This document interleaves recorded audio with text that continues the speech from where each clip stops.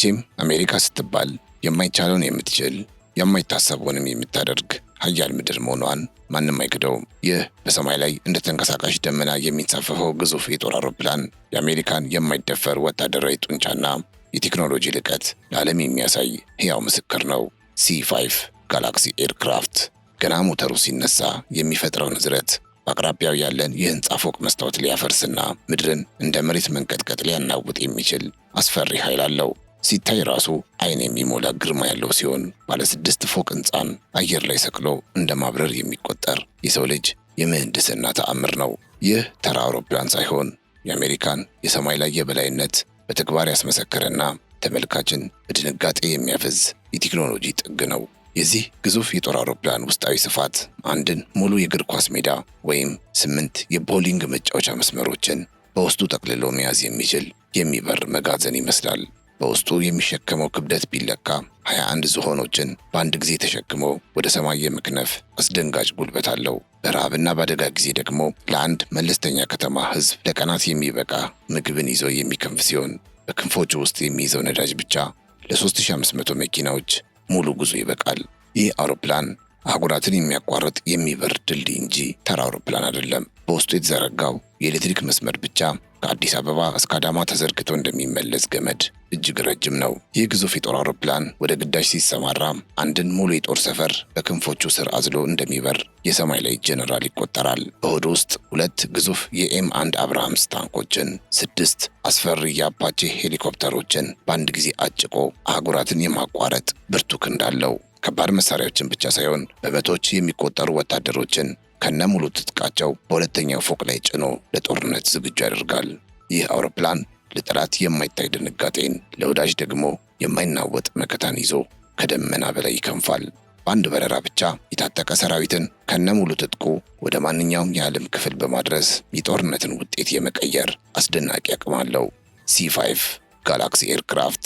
የተከበራችሁ የኢትዮ ግሎባል ቤተሰቦቻችን በዛሬው ዝግጅታችን ስለዚህ C5 ጋላክሲ ኤርክራፍት ተደምጠው ስለማይሰለቹ ታይተውም ስለማይጠገቡ የምህንድስና ተአምራቱ በጥልቀት እናያለን።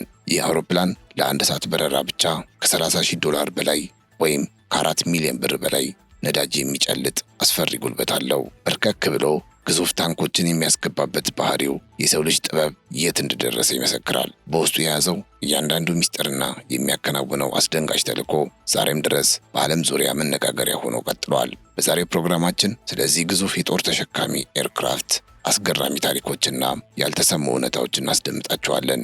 አብራችሁ እንድትቆዩ እየጋበዝን ቻናላችንን ሰብስክራይብ፣ ይህን ቪዲዮ ላይክ እንድታደርጉ በአክብሮት እንጠይቃችኋለን። በቀጣይ ስለማን ሀገር ምን የጦር ቴክኖሎጂ እንዲሰራ የምትፈልጉትን ኮሜንት ላይ ልታስቀምጡልን ትችላላችሁ።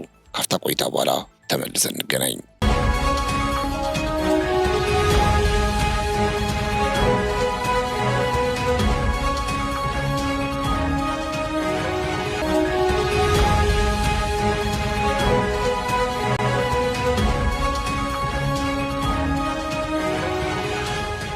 የራይት ወንድማማቾች እንደ አውሮፓውያን አቆጣጠር በ1903 ያደረጉት የመጀመሪያው በረራ የሸፈነው ርቀት 37 ሜትር ብቻ ነው። ይህ ርቀት ዛሬ ላይ በC5 ጋላክሲ የጭነት ሆድ ውስጥ ሙሉ በሙሉ መጠቅለል የሚችል ሲሆን ወንድማማቾቹ የዛኔ ያደረጉትን በረራ በዚህ አውሮፕላን ውስጥ ማድረግ ይችሉ ነበር ማለት ነው።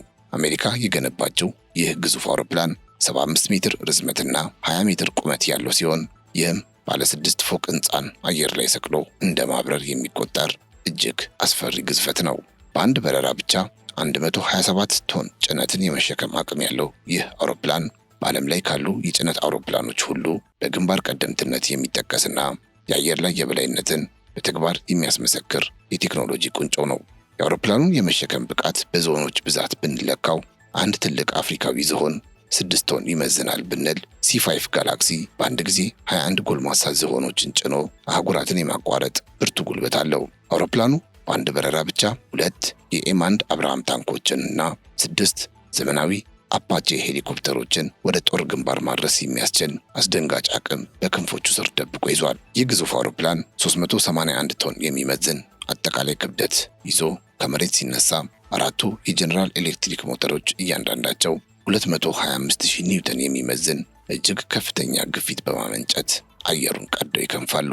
የአውሮፕላኑ የጭነት ክፍል ርዝመት 37 ሜትር እና ወርዱ 6 ሜትር አካባቢ ሲሆን ይህም ማለት 8 መስመር ያለው የቦሊንግ መጫወቻ ሜዳ ወይም ሙሉ የእግር ኳስ ሜዳን በውስጡ መዘርጋት ይችላል ማለት ነው። በከተማ አውቶቡሶች ብንመዝነው ደግሞ 6 የሚደርሱ ረጅም የህዝብ ማመላለሻ አውቶቡሶችን ጎን ለጎንና ተከታትለው እንዲቆሙ የሚያደርግ አቅም ያለው ሰፊ የጭነት ቦታ አለው።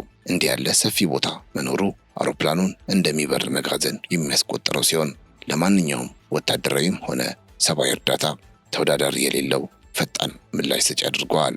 ይህ አውሮፕላን መሬት ላይ በሚሆንበት ጊዜ 28 ጎማዎቹን በሃይድሮሊክ ኃይል በመጠቀም ራሱን ዝቅ በማድረግ መንበርከክ መቻሉ ከባድ ጭነቶች ያለ መሰላል በቀጥታ ወደ ሆዱ እንዲገቡ የሚያስችል ድንቅ ብልሃት ነው። ይህ የመንበርከክ ዘዴ የአውሮፕላኑን ወለል ከመሬት ጥቂት ሴንቲሜትር ብቻ ከፍ እንዲል በማድረግ 127 ቶን የሚመዝኑ ንብረቶችን በደቂቃዎች ውስጥ ለመጫንና ለማውረድ የሚያስችል ከፍተኛ ቅልጥፍናን ፈጥሯል። እንዲህ ያለው የቴክኖሎጂ ውጤት አውሮፕላኑ በማንኛውም ያልተስተካከለ ሜዳ ላይ ጭነትን በከፍተኛ ፍጥነት በማውረድ ለቀጣይ ግዳጅ ዝግጁ እንዲሆን ትልቅ ዕድል ይሰጠዋል። አውሮፕላኑ በአፍንጫውና በጅራቱ በኩል የመከፈት ችሎታ ስላለው ጭነቶች እንደ ዋሻ በአንድ በኩል ገብተው በሌላ በኩል እንዲወጡ የሚያስችል ድራይቭ ስሩ የተሰኘ ልዩ የንድፍ ጥበብ ባለቤት ነው። የአፍንጫው ክፍል ወደ ላይ ተገልብጦ ሲከፈት የሚፈጠረው በር 6 ሜትር ወርድና 4 ሜትር ቁመት ያለው ሲሆን ይህም ግዙፍ የጭነት መኪናዎች ሳይንገዳገዱ በቀጥታ ወደ ውስጥ እንዲነዱ ያስችላቸዋል። ይህ አሰራር አውሮፕላኑ መሬት ላይ የሚቆይበትን ጊዜ በከፍተኛ ሁኔታ በመቀነስ በአስቸኳይ ጊዜ እርዳታዎች ወቅት ቶሎ ጭነቱን ጭኖ እንዲነሳ ያግዘዋል። በዚህ ግዙፍ አውሮፕላን ውስጥ የተዘረጋው የኤሌክትሪክ መስመር ርዝመት ቢለካ 165 ኪሎ ሜትር የሚረዝም ሲሆን ይህም ከአዲስ አበባ ተነስቶ እስከ አዳማ ድረስ ተዘርግቶ እንደሚመለስ የኤሌክትሪክ ዝርጋታ ተደርጎ ይወሰዳል። ይህ ዝርጋታ የአውሮፕላኑን 800 የተለያዩ ቴክኒካዊ ክፍሎች በሰከንድ ውስጥ በመቶዎች የሚቆጠሩ ጊዜያት እየመረመረ ማንኛውም ብልሽት ገና ሳይፈጠር አስቀድሞ ምልክት እንዲሰጥ ያስችለዋል። እንዲህ ያለው ውስብስብ የነርቭ ስርዓት አውሮፕላኑን በሰማይ ላይ እያለ እጅግ አስተማማኝና ደህንነቱ የተጠበቀ እንዲሆን በማድረግ የአብራሪዎቹን ሸክም በከፍተኛ ሁኔታ ይቀንሳል።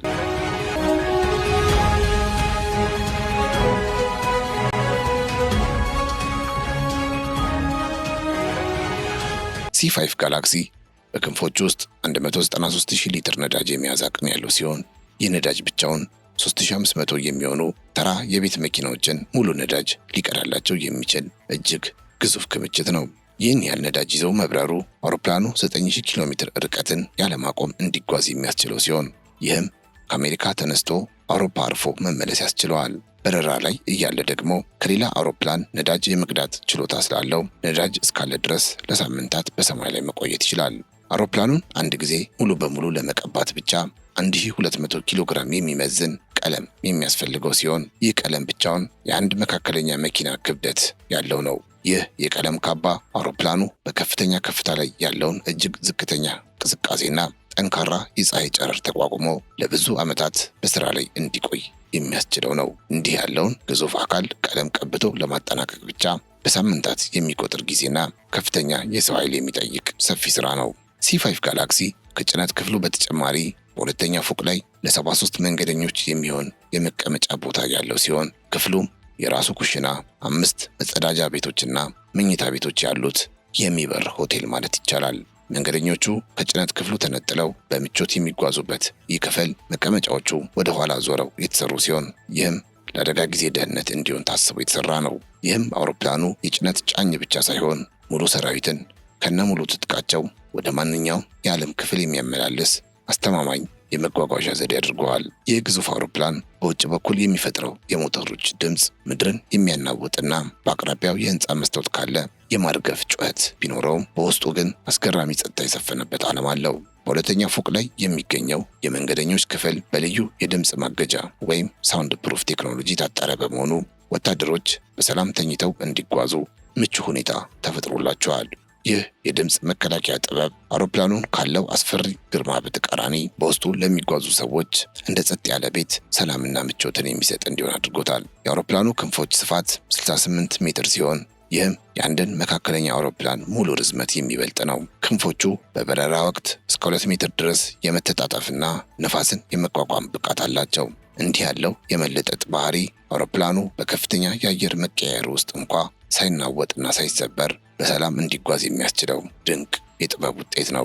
የዚህ አውሮፕላን የኋለኛው የጭነት በር በረራ ላይ እያለ የመከፈት ልዩ ሚስጥር አለው። አውሮፕላኑ በሰዓት በመቶዎች የሚቆጠሩ ኪሎ ሜትሮች እየበረረ ይህ ግዙፍ በር ተከፍቶ እስከ 19 ቶን የሚመዝኑ ወታደራዊ ቁሳቁሶችን በፓራሹት ወደ ታች ማዝነብ ይችላል። ይህም ማለት አውሮፕላኑ መሬት ላይ ማረፍ ሳይጠበቅበት በውስጡ የሚይዛቸውን 6 ዘመናዊ አፓቼ ሄሊኮፕተሮችን በሰማይ ላይ በመልቀቅ ለጦር ግንባር ማድረስ ያስችለዋል።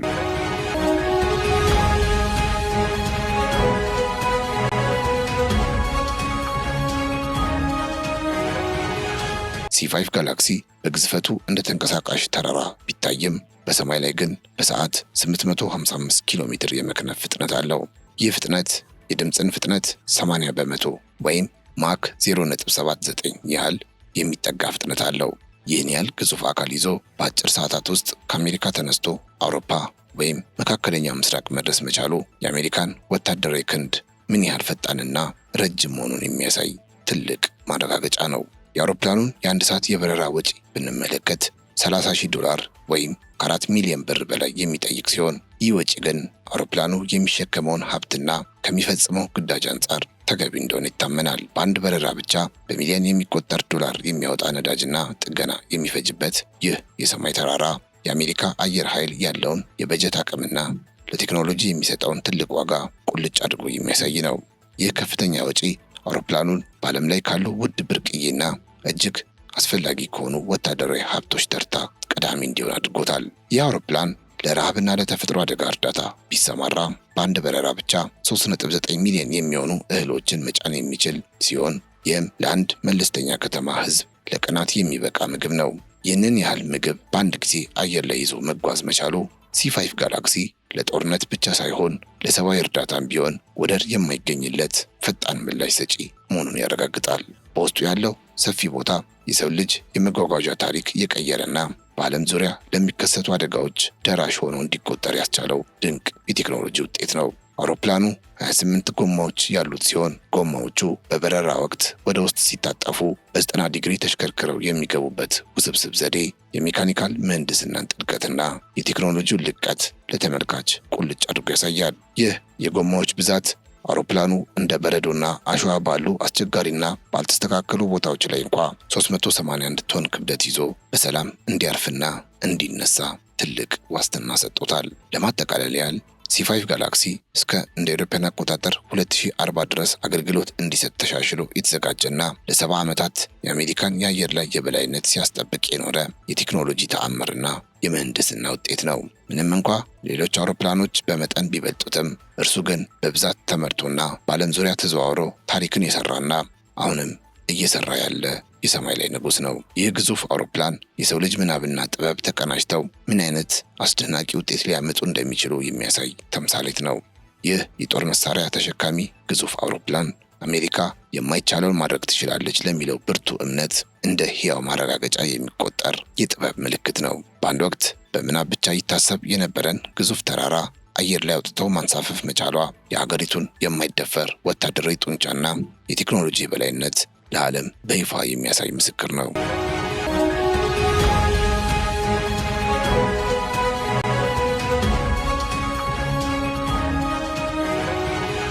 የተከበራችሁ የኢትዮ ዴይሊ ቤተሰቦቻችን ለዛሬ ያዘጋጀንላችሁ የግዙፉ የC5 ጋላክሲ ተአምር ይህንን ይመስል ነበር። በቀጣይ ስለዚህ የጦር መሳሪያ ቢሰራ የምትሉት ካለ ኮሜንት መስጫ ላይ ብታስቀምጡልን መልሰን ወደ እናንተ እናደርስላችኋለን።